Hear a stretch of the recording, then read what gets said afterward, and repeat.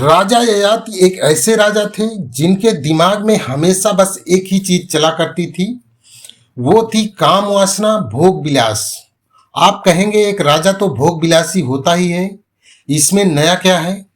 दोस्तों, किसी भी चीज की अति बुरी होती है, फिर वो काम वासना ही क्यों ना हो। राजा ययाति ने अपनी काम वासना को शांत करने के लिए अपने पुत्रों की भी मदद लेने में हिचक महसूस नहीं की। उम्र की तो सीमा होती है, लेकिन राजा ययाति काम वासना यानी सेक्स में इतना डूब चुके थे कि उन्होंने अपनी पत्नी देवयानी से इतर भी गैर स्त्रियों से संबंध बनाए, लेकिन काम वासना थी कि शांत होने का नाम ही नहीं ले रही थी। इसी वजह से एक बार उनके ससुर दैत्यों के गुरु शुक्राचार्य ने उन्हें जवानी में ही बूढ़े होने का श्राप दे दिया। तो चलिए देखते हैं कि काम वासना में डूबे राजा ययाति के साथ आखिर हुआ क्या। क्या जवानी में बुढ़ापे का श्राप मिलने के बाद उनकी इच्छा शांत हुई? चलिए सुनते हैं यह रोचक कथा। महाभारत का एक पौराणिक कथानक है। अमरावती में चंद्रवंश के राजा नहुष हुआ करते थे।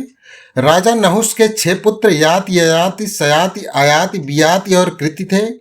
याति प्रारंभ से ही विरक्त स्वभाव के थे, अतः महाराज नहुष ने अपने द्वितीय पुत्र ययाति को उत्तराधिकारी घोषित कर राजगद्दी पर बिठा दिया। तदोपरांत राजा ययाति का विवाह असुरों के गुरु शुक्राचार्य की पुत्री देवयानी से हुआ।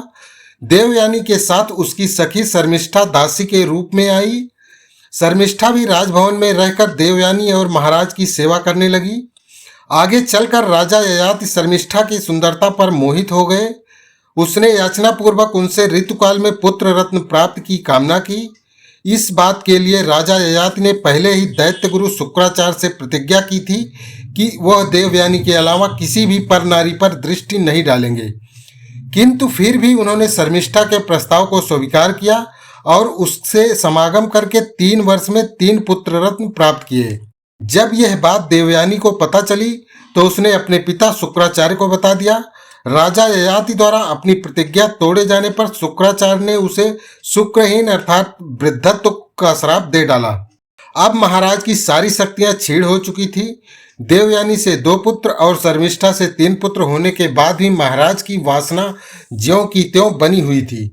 अपने यौवन के छिन जाने से राजा ययाति बड़ी ही पीड़ा और काम पिपासा के दौर से गुजर रहे थे। वासना ने उनके मन पर इस तरह डेरा जमा रखा था कि उन्हें राजकाज भी नहीं सूझ रहा था। लेकिन श्राप के कारण वृद्ध बने ययाति भीतर ही भीतर अपनी ही मौत का मातम मना रहे थे। तभी एक दिन मृत्यु ने उनके द्वार पर दस्तक दी। आंखें खुली तो देखा कि सामने यमराज खड़े बोल रहे थे, राजा ययाति, तुम्हारी आयु पूरी हो चुकी है, परलोक गमन की तैयारी कर लो। यह सुनकर ययाति बौखला उठा। उसे कुछ न सूझा। वह यम से जीवन की याचना करने लगा, अनुनय विनय करने लगा। ययाति बोला, हे यम, आप जानते हैं मेरी श्राप के कारण यह दशा हुई है। कृपा करके मुझे जीवन दान दें। अभी मेरी सारी इच्छाएं अधूरी हैं। आखिर ययाति की वासना याचना बनकर निकल ही आई। यम बोले, ऐसा नहीं हो सकता ययाति। हर मनुष्य के जीवन का एक निश्चित समय होता है। उस आयु भोग के बाद सबको विदा होना पड़ता है, यही शाश्वत नियम है। ययाति गिड़गिड़ाकर बोला, हे प्रभु, सभी पृथ्वीवासियों की मृत्यु आपके अधीन है। आप काल के भी महाकाल कहे जाते हैं। यदि आप कृपा करें तो मेरा जीवन संभव है। राजा के बहुत अनुनय विनय करने पर यमराज मान गए।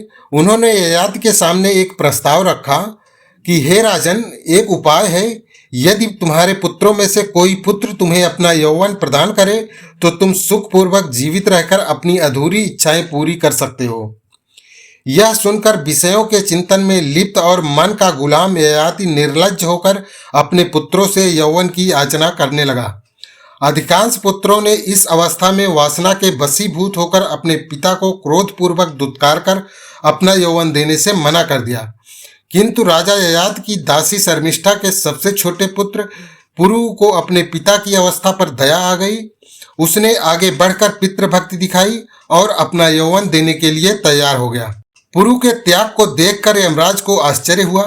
उन्होंने इसका कारण पूछा तो पुरु बोला, सांसारिक भोगों की आसक्ति ठीक नहीं है, क्योंकि मैं अपने पिता की दशा देख सकता हूँ और यह दशा कल मेरी भी हो सकती है। पुरु की दूरदर्शिता को देख यम ने उसे जीवन मुक्ति का आशीर्वाद दिया और ययाति को 100 वर्ष की आयु प्रदान की। 100 वर्ष बाद जब यमराज फिर लौटे तो उन्होंने देखा कि राजा ययाति कई रानियां और सैकड़ों बच्चे पैदा करने के बाद भी अतृप्त दिखाई दिए। ययाति ने फिर से वही अतृप्त इच्छाएं पूरी करने के लिए जीवन दान देने की याचना की। यमराज ने फिर से वही प्रस्ताव रखा। इस बार भी ययाति ने अपने पुत्रों से वासना और भोगों की पूर्ति के लिए आयु और योग की याचना की। पैदा हुए पुत्रों में से फिर से एक पुत्र ने अपनी आयु और भोग अपने पिता को देना श्रेयकर समझा। इस प्रकार यह प्रसंग 10 बार पुनरावृत्त हुआ और राजा ययाति अपने 10 पुत्रों के यौवन से 100 करके 1000 वर्ष तक जीवित रहे और सांसारिक वासनाओं के भोग में लिप्त बने रहे। जब 1000 वर्ष तक भोग लिप्सा में लिप्त करने पर भी ययाति को कोई तृप्ति नहीं मिली तो विषय वासना से उनको घृणा हो गई। जब अंतिम बार यमराज का आगमन हुआ तब राजा ययाति ने पश्चाताप व्यक्त करते हुए यम देवता से कहा, भोगों को हमने नहीं भोगा बल्कि भोगों ने हमें भोग लिया। हमने तप नहीं किया बल्कि हम स्वयं ही तप्त हो गए। काल समाप्त नहीं हुआ बल्कि हम ही समाप्त हो गए और तृष्णा कभी जीर्ण नहीं हुई बल्कि हम ही जीर्ण हो गए।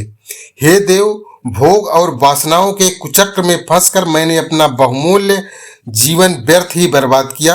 इस तरह अपनी बची हुई आयु अपने पुत्र पुरु को लौटाकर वो वन में तपस्या करने चला गया।